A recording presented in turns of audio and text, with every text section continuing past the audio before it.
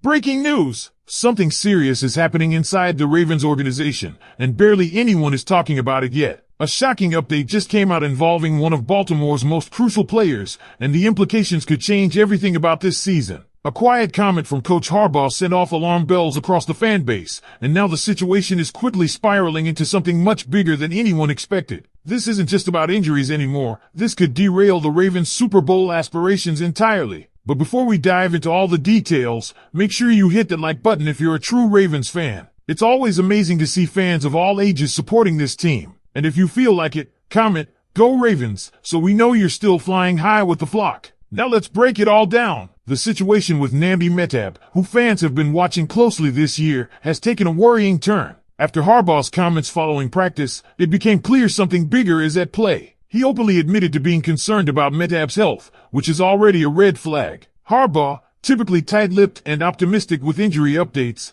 broke from his usual script. That says a lot. The fact that he's not cleared to give full details only deepens the mystery and the dread. Let's break it down. Metab is not going to play this week, that much is confirmed. But here's what's more disturbing. The signs point toward a long-term absence. We're talking about a potential season ender. The neck injury he's battling isn't just your average stinger or muscle strain. Those injuries would have been clarified by now. The most realistic options? A herniated disc or a pinched nerve, both of which can sideline a player for several weeks or even months. Now here's where it really stings. Metab wasn't just playing well, he was playing elite football. Through the first 2 games of the season, he had 6 tackles against Buffalo, a sack in both matchups, and a staggering 9 quarterback pressures, the highest for any interior defensive lineman in the league over that stretch. He was dominating the trenches, finally returning to the form we saw in 2023 after a dip in 2024 where his numbers declined significantly due to constant double teams. And now, he's out, and the Ravens defense is already paying the price. The current pressure percentage?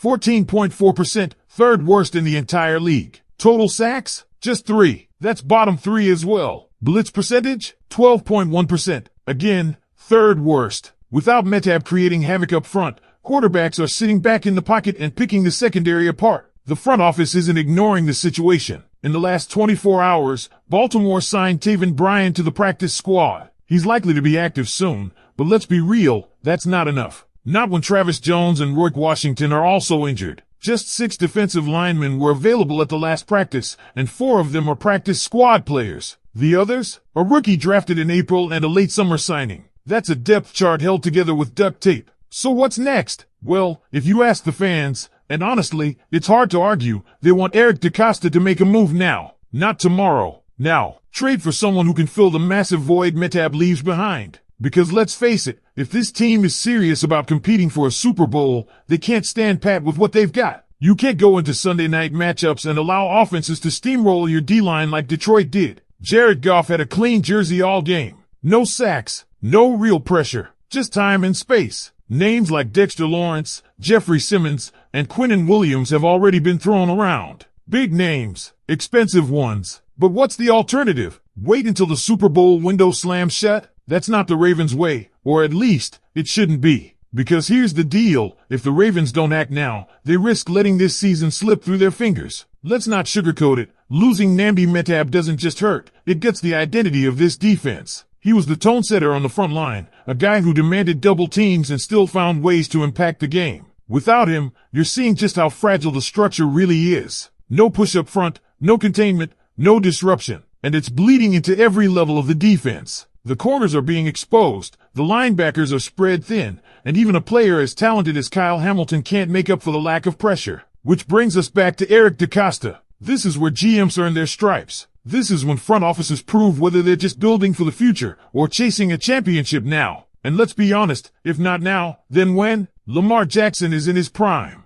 Derrick Henry is still capable of taking over games. The wide receiver room is deeper than it's been in years with Zay Flowers, Rashad Bateman, DeAndre Hopkins, and Devontae Walker. The secondary has the raw talent. The roster is built to win. But you can't win in the NFL without the trenches. Not in the postseason. Not against the Chiefs, the Bengals, or even the Dolphins. You need dogs on the line. And that's why this conversation around acquiring a game-changing defensive lineman has turned from hopeful chatter to a full-blown necessity. Let's look at the options. Dexter Lawrence, Giants DT, a monster in the middle. If New York starts selling pieces, DeCosta should be the first on the phone. Yes, the price will be steep, probably a second-round pick or more, but what's the value of keeping a draft pick if it means wasting a Super Bowl window? Jeffrey Simmons, Titans anchor. He's the kind of player who can walk into any locker room and become a leader overnight. He's physical, disruptive, and consistent. Tennessee is teetering on rebuild mode, and if they're ready to make a deal, Baltimore should at least be in the conversation.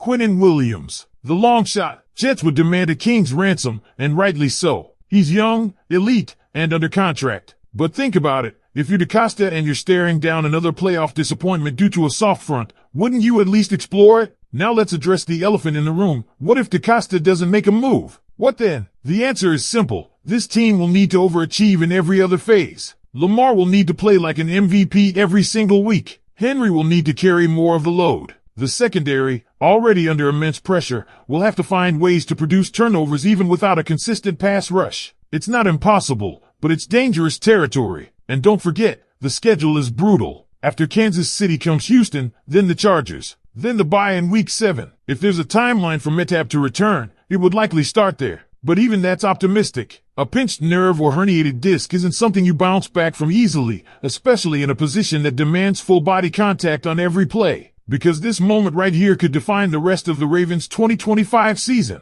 The front office is staring down a critical choice. Either they act boldly to shore up a defensive line that's crumbling without its anchor, or they risk wasting another year of Lamar Jackson's prime. Another year of elite-level talent spread across the offense and secondary. And for a franchise that has spent years trying to break through the AFC playoff gauntlet, that's not a risk they can afford. The idea of standing pat and waiting for Nambi Metab to heal is tempting, sure. But it's also dangerous. Neck injuries aren't predictable, and even the best-case scenarios often turn into longer-than-expected recoveries. Just ask any fan who's seen a week-to-week injury become season-ending. And without Metab, the Ravens have shown exactly what they are up front, vulnerable. So where does this team go from here? Will Eric DeCosta make the aggressive move and trade for a cornerstone defensive lineman? Will someone already on the roster shock us all and rise to the occasion? Or are we looking at a defense that might never find its footing again this season? This isn't just a story about an injury. It's a story about what kind of team Baltimore wants to be. A team that waits? Or a team that fights? Now I want to hear from you. What do you think the Ravens should do?